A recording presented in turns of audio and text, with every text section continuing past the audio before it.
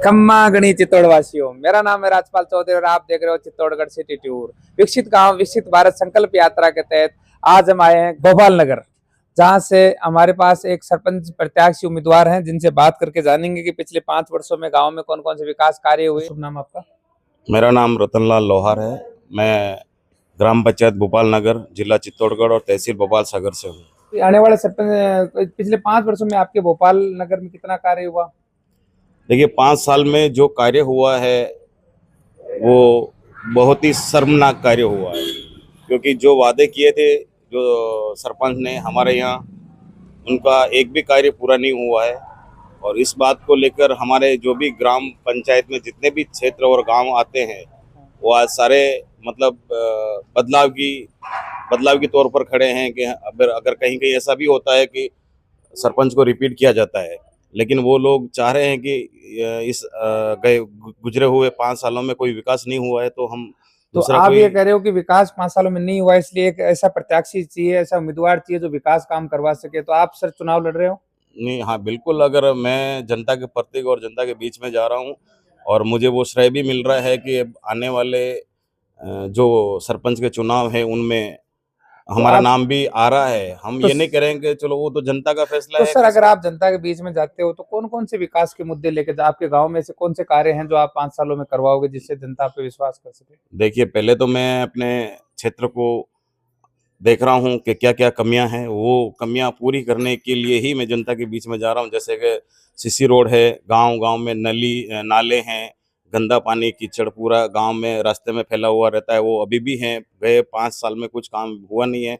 उनको सारे मुद्दों को लेकर, और स्कूल का जो भी मुद्दा है, जैसे कि कोई हमारे गाँव में अभी स्कूल में भी बहुत सारे ऐसे कमरे हैं जो टूटे फूटे पड़े हैं। तो मैं अक्सर देखता रहता हूँ, क्योंकि वो भी काम करना जरूरी है, स्कूल का भी और गांव का भी। क्षेत्र में जो भी है वो काम हुआ नहीं है अच्छे तरह से, इसलिए मैं भी उन्हीं गांव और उनके ही बीच में रहता हूँ। तो मुझे भी अब ये एक श्रेय मिल रहा है कि चलो अब मुझे भी थोड़ा यूँ लग रहा है कि मैं ये काम करवाना चाहता हूँ और मुझे इंटरेस्ट भी है ये सब काम करने का। तो मैं भी जनता के बीच में जा रहा हूँ, सबकी राय ले रहा हूँ, और आने वाले समय में मैं भी चाहता हूँ कि हमारे गांव में सभी तरह का काम अच्छा हो। जैसे नाली है, सीसी रोड है, शमशान घाट का है, या फिर पानी की समस्या है। जैसे कि प्रधानमंत्री जी कहते हैं कि घर घर में नल होना चाहिए, तो वैसी सुविधा कुछ नहीं है हमारे गांव में। आधा पानी आ रहा है, आधे लोग पानी पी रहे हैं और आधे लोग प्यासे मर रहे हैं।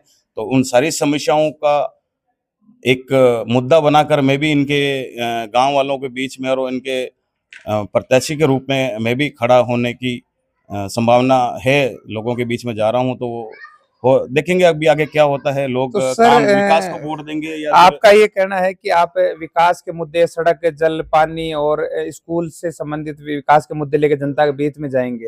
तो सर, हर व्यक्ति जो सरपंच उम्मीदवार होता है वो विकास का नाम पे वोट तो मांगता है और जीत भी जाता है, लेकिन वो जनता का विकास करने के बजाय अपना खुद का विकास करने लग जाता है। तो आप पे सर पिछले कितने साल, आज एज कितनी हो गई? मेरी एज 45 के समथिंग है। और 45 आप वर्षों तक सर आपने जन समाज में ऐसे कौन से कार्य किए जिससे गांव वाले आप पर विश्वास कर सके कि जो वादे आप कर बहुत रहे हो सारे पूरा काम करोगे? मैंने निजी किए हैं।